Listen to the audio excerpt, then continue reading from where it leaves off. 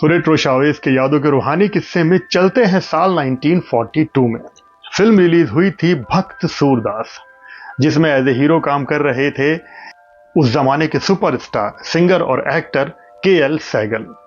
इस फिल्म का मधुर संगीत दिया था म्यूजिक डायरेक्टर ज्ञान दत्त साहब ने, और जिस गाने की मैं बात करूंगा इसको लिखा था डी.एन. मधोक साहब ने।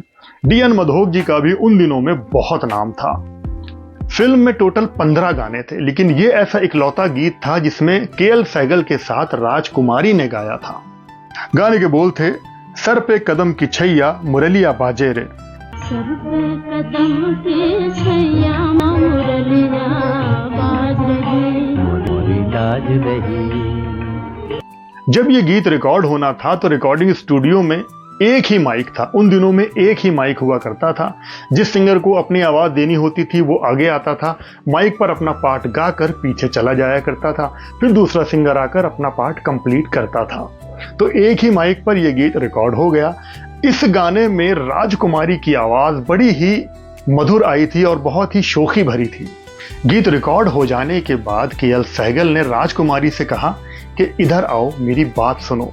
अब ये सुनकर राजकुमारी थोड़ा सा डर गई, क्योंकि उनका ये कहना था कि कुंदन लाल सहगल तो हर वक्त नशे में रहते थे, उनके हाथ में तो शराब की बोतल रहती थी, और उनको डर सा लगा कि कहीं ये नशे में कुछ उनसे कह ना दें, कुछ डांट वाट ना दें।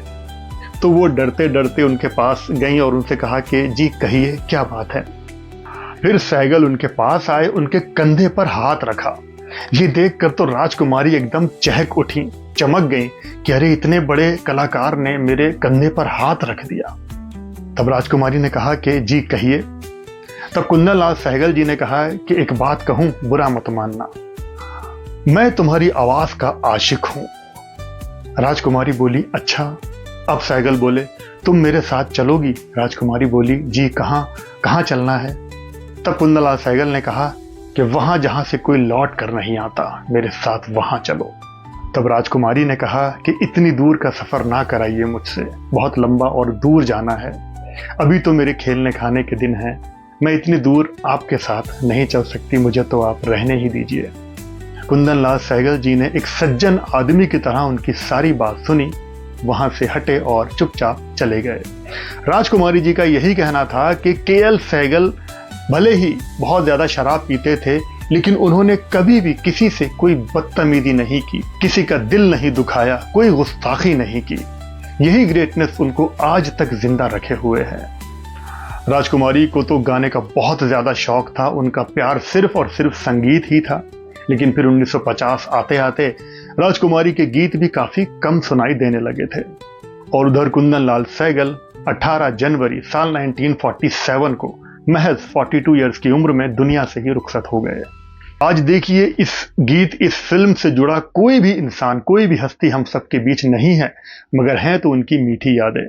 मार्च सन 2000 में राजकुमारी भी दुनिया से रुखसत हो गई, और उन्होंने ही इस किस्से को अपने एक पुराने इंटरव्यू में शेयर भी किया है।